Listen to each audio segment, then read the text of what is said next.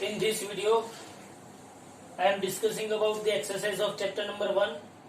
बराबर है। इसमें से जितने भी न्यूमेरिकल आगे मैंने ले लिए हैं वो मैं आपको बता दूंगा कौन कौन से न्यूमेरिकल का आगे वीडियो दिया हुआ है, नीचे डिस्क्रिप्शन में उसकी लिंक भी दी जाएगी। बराबर है।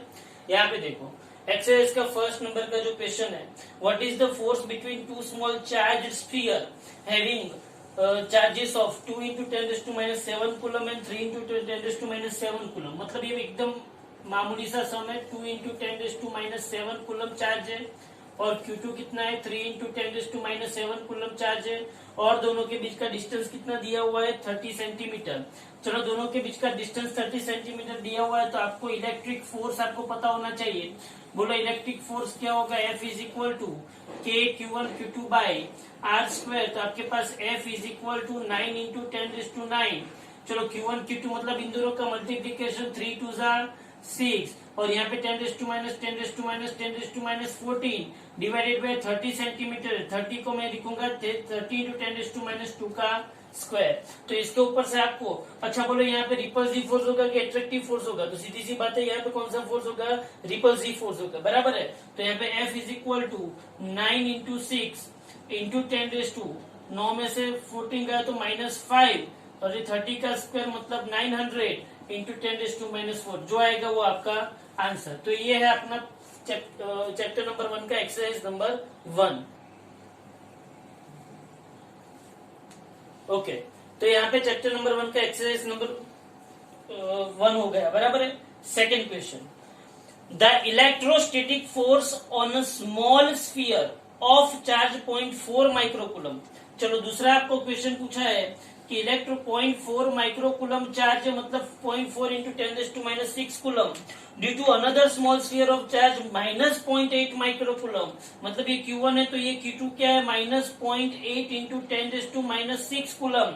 बराबर है। और उन दोनों के बीच का जो फोर्स है, फोर्स कितना लग रहा है, बोलो फोर्स = 0.2 न्यूटन लग रहा है। कितना लग रहा है फोर्स, 0.2 न्यूटन। तो पहला क्वेश्चन उसने पूछा what is the distance between two sphere. तो यहाँ पे भी मेरे पास फोर्स है, Q1 है, Q2 है। मुझे डिस्टेंस पूछा है। क्या पूछा है मुझे, डिस्टेंस। तो आपको यहाँ पे डिस्टेंस पूछा है तो आपके पास इलेक्ट्रिक फोर्स का इक्वेशन, इलेक्ट्रिक फोर्स का आपके पास इक्वेशन क्या है, F = KQ1Q2/r²। सीधी सी बात है, यहाँ पे मेरे पास F है, K है, Q1 है, Q2 है, तो मुझे क्या चाहिए, r²। तो आपके पास r² क्या होगा, देखो यहाँ पे r² यहाँ पे आएगा, F नीचे जाएगा तो r² = KQ1Q2 divided by F। तो r² = K क्या है, 9 × 10⁹, Q1 × 0.4 × 10⁻⁶, 0.4 × 10⁻⁶ and 0.8 × 10⁻⁶ divided by F क्या है, 0.2 न्यूटन। चलो इसको अगर आप सॉल्व करोगे तो ये 9 है, ये 0.4 है, ये 0.8 है और ये देखो आप 10⁻⁶, 10⁻⁶, 10⁻12 9 गए तो -3 आया तो यहाँ पे 0.2। अभी इसका क्या लेना है, स्क्वायर रूट लेना है। ध्यान से समझ। अभी यहाँ पे कभी कभी किसी को दिक्कत हो जाती है, क्या मैं आपको समझाता हूँ। r², ये 0.2, ये क्या होगा, 0.2 होगा। अच्छा ये 9 हुआ, ये 2 हुआ, ये 8 हुआ, ये 0.2 मतलब 0.8 तो ये क्या होगा, 10⁻² इंटू ये क्या होगा, 10⁻3। मुझे इसका स्क्वायर रूट लेना है। स्क्वायर रूट लेने के लिए ध्यान से समझना, ये जो 10⁻5 आता है ना, 10⁻5 उसको या तो 10⁻6 में कन्वर्ट करो या तो 10⁻4 में कन्वर्ट करो। ऐसा करोगे तभी आपको स्क्वायर रूट मिलेगा। डायरेक्टली इसका स्क्वायर रूट और इसका स्क्वायर रूट कभी नहीं करने का। यहाँ पे आप ऐसा कर सकते हो, यहाँ पे आप ऐसा कर सकते हो कि 10⁻1 × 10⁻4 तो 9 × 2 = 18, 9 × 2 = 18 इंटू 8 डिवाइडेड बाई 10 इंटू 10⁻4। तो आपको इसका स्क्वायर रूट अलग से निकालना है और इसका स्क्वायर रूट अलग से निकालना है, तब जाके आपको क्या मिलेगा, डिस्टेंस मिलेगा। याद रखना ऐसे सम में आपको प्रॉब्लम यही आता है। कुछ लोग क्या करते हैं, डायरेक्टली 10⁻5 का स्क्वायर रूट लिख देते हैं, लेकिन ये कैसे हो सकता है, it is not possible. Okay, तो आपको ये ध्यान रखना है। तो ये है सेकेंड चैप्टर नंबर 1 का सेकेंड एक्सरसाइज। बराबर है। अब देखो उसमें दूसरा क्वेश्चन पूछा, what is the force on the second sphere due to first sphere. देखो यहाँ पे ये उसका फर्स्ट, दूसरा क्वेश्चन उसने क्या पूछा है कि फर्स्ट पहला तो देखो, फर्स्ट जो है वो दूसरे पे कितना फोर्स अप्लाई कर रहा है, 0.2 न्यूटन। तो दूसरा फर्स्ट पे कितना फोर्स अप्लाई करेगा, तो सीधी सी बात है 0.2 न्यूटन ही फोर्स अप्लाई करेगा, क्योंकि फर्स्ट ने सेकंड पे जो फोर्स अप्लाई किया उसका इक्वेशन के Q1 Q2 by R square is equal to F21। Magnitude के अंदर दोनों में कोई चेंजेस होता नहीं है, मैग्नीट्यूड में कोई प्रॉब्लम नहीं है, प्रॉब्लम सिर्फ किस में होती है, डायरेक्शन में। अगर आप इसको वेक्टर क्वांटिटी लिखो तो F12 इज इक्वल टू क्या आएगा, माइनस F21, बराबर है। तो ये सेकेंड क्वेश्चन खत्म हो गया। अब उसके बाद हम देखते हैं थर्ड क्वेश्चन, बराबर है। देखो यहाँ पे थर्ड क्वेश्चन में आपको पूछा है, check that the ratio K square upon capital G M E M P is dimensionless. Third question क्या पूछा है उसने, ratio K square upon G M E M P. K आपको पता है कूलम्स कांस्टेंट है, ई मतलब electric charge fundamental, capital G क्या होता है, बोलो कैपिटल जी क्या होता है, ग्रेविटेशनल यूनिवर्सल ग्रेविटेशनल कांस्टेंट। तो आपको थर्ड क्वेश्चन में ऐसा पूछा है कि K square upon capital G M E M P dimensionless है, ऐसा प्रूफ कर, you have to prove that K square upon G M E M P dimensionless. Okay, now कैसे, यहां पे देखो आप, see what is K square. Now electric force के equation है मेरे पास, electric force F E is equal to K square upon R square. तो उसके ऊपर से मैं लिख सकता हूं K square is equal to F into R square, ये इक्वेशन नंबर 1 आ गया। दूसरा मेरे पास ग्रेविटेशनल फोर्स का इक्वेशन है, कौन सा फोर्स, ग्रेविटेशनल फोर्स का मेरे पास इक्वेशन है, gravitational force F G is equal to capital G mass of electron mass of proton divided by distance between this two. Okay, तो यहाँ पे क्या होगा, capital G M E M P is equal to F G into R square. समझ लो यहाँ पे force दोनों के ऊपर क्या लग रहा है, सेम, तो एफ इंटू आर स्क्वायर। मुझे यहाँ पे डायमेंशन के साथ लेना देना है, मुझे यहाँ पे फोर्स कौन सा है उसके साथ लेना देना नहीं है। तो ये क्या आ गया, इक्वेशन नंबर 2। अब देखो K square upon G M E M P, मतलब इक्वेशन 1 एंड इक्वेशन 2 को क्या किया, डिवाइड किया। तो के स्क्वायर क्या होता है, एफ आर स्क्वायर, और जी एम एम पी क्या होता है, एफ आर स्क्वायर कट हो गया। तो सीधी सी बात है कि ये जो रेशियो है वो क्या हो जाएगा, डायमेंशन लेस हो जाएगा, बराबर है। ये एक मेथड हुई। दूसरी मेथड हम क्या कर सकते हैं, ध्यान से देखो, दूसरी मेथड के अंदर हमको क्या करना पड़ेगा, के का, ई का, जी का, सबका डायमेंशन फॉर्मूला डिराइव करना पड़ेगा। समझो यहाँ पे सबका डायमेंशन फॉर्मूला हम कैसे डिराइव करेंगे, ये दूसरी मेथड में आपको समझाता हूँ कैसे सबका डायमेंशन फॉर्मूला डिराइव करते हैं। तो आपको पता होना चाहिए कि के का डायमेंशन फॉर्मूला क्या है। तो आप ये समझ लो कि K is equal to F R square upon E square, मतलब ये क्या आ गया, न्यूटन इंटू मीटर स्क्वायर पर कूलम स्क्वायर आ गया। के क्या आ गया, न्यूटन इंटू मीटर स्क्वायर पर। या तो फिर आप ऐसा करो कि के ई स्क्वायर कर दो, चलो K square is equal to F R square, मतलब newton into metre square. Similarly gravitational force के लिए G M E M P divided by R square, तो G M E M P is equal to F R square, तो वो भी क्या हो गया, न्यूटन इंटू मीटर स्क्वायर। तो newton into metre square cut हो जाएंगे, तो ये अल्टीमेटली क्या आ जाएगा, डायमेंशन लेस। तो K square upon capital G M E M P क्या होता है, डायमेंशन लेस। दूसरा क्वेश्चन उसने ये पूछा है कि what does the ratio signify, मतलब उसका वैल्यू क्या होगी, उसकी वैल्यू आपको ढूंढनी है। अच्छा, आप इसकी वैल्यू आराम से ढूंढ सकते हो क्योंकि आपको सबकी वैल्यू पता है। चलो के की वैल्यू क्या है, 9 इंटू 10⁹ ई की वैल्यू क्या है, 1.6 इंटू 10⁻19 का स्क्वायर। कैपिटल जी की वैल्यू क्या है, 6.67 इंटू 10⁻7, बताया ना। कैपिटल जी की वैल्यू क्या है, 6.67 into 10⁻11। Mass of electron, mass of electron क्या होता है, 9.1 into 10⁻31 kg। Mass of proton क्या होता है, 1.6 इंटू 10⁻27 kg। तो मास ऑफ इलेक्ट्रॉन क्या होगा, 9.1 इंटू 10⁻31, ये 1.6 इंटू 10⁻27। बोलो समझ में आया। कैपिटल जी की वैल्यू क्या होती है, 6.67 इंटू 10⁻11। तो ये सब वैल्यूज मुझे पता है, ये सब वैल्यूज मैं रखूंगा, इसको सॉल्व करूंगा तो मुझे क्या मिल जाएगा, K square upon capital G M E M P की वैल्यू मिल जाएगी। तो ये था एक्सरसाइज का थर्ड नंबर का क्वेश्चन। ओके, उसके बाद हम देखते हैं फोर्थ नंबर।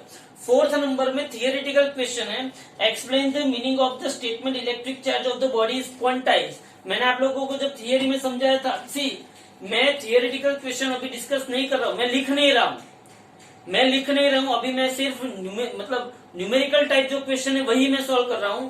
इसमें सिर्फ मैं आपको बता देता हूं कि उसने ऐसा बोला है कि what do you mean by quantization of charge. तो हमने आपको बताया था कि Q is equal to plus और minus N E, Q is equal to plus और माइनस एनी, वो क्या था, अपना क्वांटाइजेशन ऑफ चार्ज था। ओके, वो अभी जाने दो।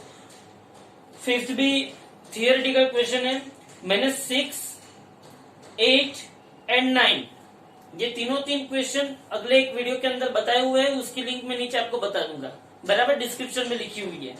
अब देखो 10 एक्सरसाइज का जो 10 है वो ध्यान से देखो। एक्सरसाइज का 10 देखो, सिंपल सा क्वेश्चन है। Electric dipole and electric dipole with dipole moment, see dipole moment दी है, डाइपोल मोमेंट आपको क्या दिए, ध्यान से बोलो। P इज इक्वल टू आपको दिया है 4 into 10⁻⁹, 4 into 10⁻⁹ coulomb into metre is align, theta दिया है आपको, एंगल दिया है। सी डाइपोल मोमेंट ने इलेक्ट्रिक फील्ड के साथ कितना एंगल बनाया, ये इलेक्ट्रिक फील्ड है मेरा, इस इलेक्ट्रिक फील्ड के साथ ये माइनस क्यू है, ये प्लस क्यू है, तो इसकी डाइपोल मोमेंट ऐसी होगी। तो इसने इसके साथ कितना एंगल बनाया, थीटा, इलेक्ट्रिक फील्ड के साथ इसने कितना एंगल बनाया, थीटा। अच्छा, ये थीटा एंगल बनाया है और इलेक्ट्रिक फील्ड की उसने वैल्यू दी है। इलेक्ट्रिक फील्ड की वैल्यू क्या है बोलो, इलेक्ट्रिक फील्ड की वैल्यू है 5 इंटू 10⁴ न्यूटन पर कूलम है। तो calculate the magnitude of torque, आपको क्या ढूंढना है, टॉर्क ढूंढना है। तो बोलो टॉर्क आप कैसे ढूंढोगे, तो मेरे पास टॉर्क का इक्वेशन था, याद करो, यूनिफॉर्म इलेक्ट्रिक फील्ड के अंदर टॉर्क का इक्वेशन क्या था, टॉर्क इज इक्वल टू क्या, PE sin थीटा। या तो मैं अच्छी तरह से अगर लिखूं तो टॉर्क इज इक्वल टू क्या था, P क्रॉस E था। तो torque is equal to P cross E, तो उसको अगर मैं मैग्नीट्यूड में लिखूंगा तो ये क्या हो जाएगा, PE sin थीटा। और आपको P की वैल्यू पता है कितनी है, 4 इंटू 10⁻⁹, और आपको E की वैल्यू पता है कितनी है, 5 इंटू 10⁴, और ये साइन कितना हुआ, 30। तो 5 4 20 इंटू 10⁻⁵, साइन 30 क्या होता है, 1/2। तो 10 इंटू 10⁻⁵, तो 10⁻⁴। बोलो टॉर्क का यूनिट क्या आएगा, न्यूटन इंटू मीटर। टॉर्क का यूनिट क्या आएगा, न्यूटन इंटू मीटर, बराबर है। तो यहाँ पे मुझे एक्सरसाइज का 10th हो गया। उसके बाद 11th नंबर का देखो, एक्सरसाइज का 11th नंबर का देखो। A polythene piece rubbed with wool, polythene को वुल के साथ घिसा, बराबर है, is found to have a negative charge. अच्छा भाई, मेरे को नेगेटिव चार्ज मिला, I am finding the negative charge, Q is equal to -3 into 10⁻⁻⁷ coulomb. सही बात है। Estimate the number of electron transferred, कितने इलेक्ट्रॉन ट्रांसफर हुए, बराबर है। देखो यहाँ अकॉर्डिंग टू क्वांटाइजेशन, मतलब मुझे नंबर ऑफ इलेक्ट्रॉन पूछे, नंबर ऑफ इलेक्ट्रॉन पूछे है। तो according to quantization of charge,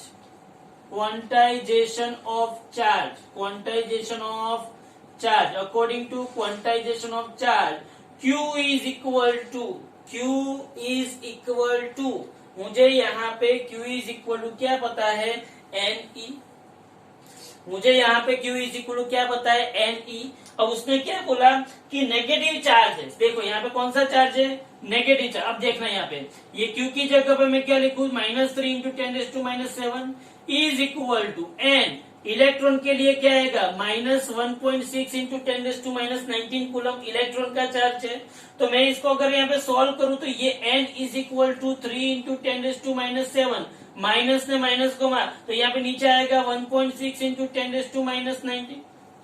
तो ये N इज इक्वल टू आपको कुछ वैल्यू मिलेगी, बराबर है।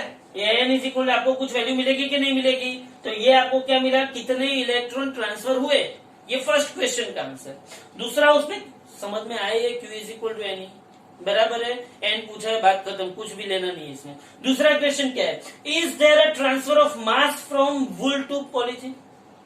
सीधी सी बात है, अगर एक जगह से ये वुल है और ये क्या है, पॉलीथीन है, बराबर है। अगर यहाँ से इलेक्ट्रॉन यहाँ पे ट्रांसफर होते हैं तो भाई इलेक्ट्रॉन का मास तो है ही ना, कितना मास है इलेक्ट्रॉन का? तो एक इलेक्ट्रॉन का मास कितना है, 9.1 इंटू 10⁻31 केजी। एक इलेक्ट्रॉन का मास 9.1 इंटू 10⁻31 केजी है, तो ऐसे कितने इलेक्ट्रॉन ट्रांसफर हुए, इतने, बराबर है। तो मास ट्रांसफर हुआ होगा, तो 1 इलेक्ट्रॉन का मास 9.1 इंटू 10⁻31 केजी है, तो n इलेक्ट्रॉन का मास कितना होगा? So total transferred mass m is equal to n into 9.1 into 10⁻31, बराबर है। तो ये कौन सा सम हो गया, 11। चलो अभी यहाँ पे देखो, अभी मैं थोड़ा सा इस वीडियो के अंदर स्पीड में 3-4 सम करवा देता हूं जो एक ही फॉर्मूला के बेस पे है। ध्यान से देखो, यहाँ पे 80 नंबर का जो सम है, ध्यान से देखना, एक्सरसाइज का 80 नंबर का sum. 80 number, point charge 10 microcoulomb is a distance 5 centimetre directly about the centre of the square of the side 10 centimetre. See ये सरफेस है, ये एक सरफेस है, समझ देते हैं, ये एक सरफेस है। इस सरफेस से 5 सेंटीमीटर की दूरी पे, हाँ, इस सरफेस पे 5 सेंटीमीटर की दूरी पे एक 10 माइक्रोकूलम का चार्ज रखा हो, मतलब कि ये एक ऐसी सरफेस है, ध्यान से देखना, ये एक ऐसी सरफेस है। इस सरफेस की साइड का मेजरमेंट कितना है, 10 सेंटीमीटर। इस सरफेस से 5 सेंटीमीटर की दूरी पे, 5 सेंटीमीटर की दूरी पे एक 10 माइक्रोकूलम का चार्ज रखा हुआ है, ध्यान से समझना है। अब समझो ये कि इसमें से पास होता हुआ फ्लक्स मुझे ढूंढना है। क्या ढूंढना है मुझे, ये जो सरफेस है ना, सरफेस, ये स्क्वायर, इसमें से पास होता हुआ मुझे फ्लक्स ढूंढना है। कैसे? तो याद रखना, ऐसे कभी भी सम सॉल्व करना हो ना, तो ये एक सरफेस, अब सोच, ये 10 सेंटीमीटर है। अगर मैं ये ऐसी दूसरी 5 सरफेस ले लू, 5 सरफेस, और एक क्यूब बना दू, क्या बना दू, एक क्यूब, तो ये जो क्यूब बनेगा, ये जो क्या बनेगा, क्यूब बनेगा, बराबर है। आपको समझ में आना चाहिए, क्यूब बना, तो इस क्यूब का मेजरमेंट कितना है, 5 सेंटीमीटर, मेजरमेंट कितना, 10 सेंटीमीटर, 10 सब कुछ 10 है, और उसके 5 सेंटीमीटर ऊपर क्या है, ये चार्ज है, मतलब चार्ज सेंटर में हुआ, कितना हुआ, 10 माइक्रोकूलम चार्ज हुआ, कितना हुआ, 10 माइक्रो। तो ये 10 माइक्रोकूलम चार्ज अपने से इलेक्ट्रिक फील्ड बाहर निकलेगा कि नहीं निकलेगा?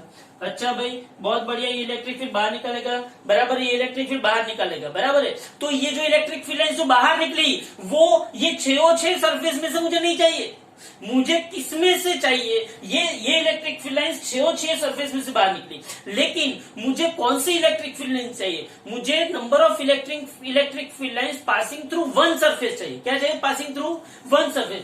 पूरे क्यूब में से कितने निकलेगी, Q by epsilon 0 according to Gauss law. According to Gauss law, electric flux through surface, through cube, cube में से पास होता हुआ इलेक्ट्रिक फ्लक्स क्या होगा, Q by epsilon 0। बट ये तो पूरे क्यूब में से पास होता हुआ फ्लक्स है, but through 1 surface, only 1 surface में से पास होती हुई इलेक्ट्रिक फील्ड लाइंस, मतलब अगर पूरे क्यूब में से पास होता हुआ flux Q by epsilon not है, मतलब 5 है, तो एक सरफेस में से पास होता हुआ फ्लक्स कितना, 5/6। मतलब यहाँ पे आंसर क्या आएगा, 5' इज इक्वल टू 5 मतलब Q/6 एप्सिलॉन नॉट। Q आपको पता है, सी इसमें डिस्टेंस का कोई मायने नहीं रखता है, क्योंकि फाइव के इक्वेशन में कोई भी डिस्टेंस नहीं है। बोला समझ में आया? तो ये कौन सा सम हो गया? 18 सम। आपको याद क्या रखना है, ये एमसीक्यू में पूछा जाता है, ये सम के तरीके से नहीं पूछा जाता है। बराबर, 18 हो गया। अब 19 देखो, अ पॉइंट चार्ज 2 माइक्रोकूलम। 19 में यह क्या है? पॉइंट चार्ज है 2 माइक्रोकूलम का। तो 2 माइक्रोकूलम का जो पॉइंट चार्ज है उसने क्या किया? तो Q is equal to 2 into 10⁻⁻6 coulomb है। अच्छा भाई, गॉसियन सरफेस है, 9 सेंटीमीटर एज है, what is the net electric flux through the surface? वापिस उसने क्या पूछा है? फ्लक्स पूछा है, इलेक्ट्रिक फ्लक्स पूछा है वापिस। तो आपको गॉसियन लॉ पता होना चाहिए। According to Gauss law, phi is equal to Q by epsilon naught. तो phi is equal to 2 into 10⁻⁻6 into 8.85 into 10⁻12। तो ये भी आपको फ्लक्स मिल गया। बराबर है, ये 90 नंबर का सम है। अब उसके बाद देखो 20 नंबर का सम आपको क्या कहता है? 20 नंबर का सम आपको क्या कहता है कि एक्सरसाइज का 20 से आपको यहाँ पे यूनिट सबके लिखने पड़ेंगे, न्यूटन इंटू मीटर स्क्वायर पर कूलम, ये सब आपको याद रहना चाहिए। बराबर है। अब 20 नंबर का सम आपको क्या कहता है? A point charge causes electric flux. इसमें आपको इलेक्ट्रिक फ्लक्स दिया हुआ है। इसमें आपको इलेक्ट्रिक फ्लक्स कितना दिया हुआ है? -1 into 10⁻³ newton into metre square पर कूलम। ये आपको फ्लक्स दिया हुआ है। बराबर है। और उसने क्या पूछा है कि if the radius of the Gaussian way doubled, how much flux would pass through the surface? उसने दिया है कि रेडियस, रेडियस उसने दिया है 10 सेंटीमीटर। रेडियस उसने गॉसियन सरफेस की कितनी दी है? 10 सेंटीमीटर। और उसने ऐसा पूछा कि अगर मैं रेडियस को डबल कर दूं तो फ्लक्स क्या होगा? कुछ नहीं होगा भाई। फ्लक्स का इक्वेशन है, इलेक्ट्रिक फ्लक्स का इक्वेशन है, phi is equal to Q by epsilon naught. Flux does not depend on distance या तो रेडियस। बराबर है। तो आप रेडियस को डबल करो, आधा करो, 4 गुना करो, 5 लाख गुना करो, कोई टेंशन नहीं। Flux remain constant. बराबर है। दूसरा question, what is the value of point charge? उसने दूसरा क्वेश्चन क्या पूछा है? What is the value of point charge? मतलब आपको क्यू ढूंढना है, क्यू चार्ज ढूंढना है आपको। तो आपके पास फ्लक्स का इक्वेशन क्या है? Phi is equal to Q by epsilon naught. तो Q is equal to epsilon naught phi. Okay. दूसरी बात, यहाँ पे फ्लक्स नेगेटिव था, इसका मतलब क्या हुआ? चार्ज क्या होगा? नेगेटिव। ओके। तो ये आपको हो गए 20 नंबर का सम। बराबर है।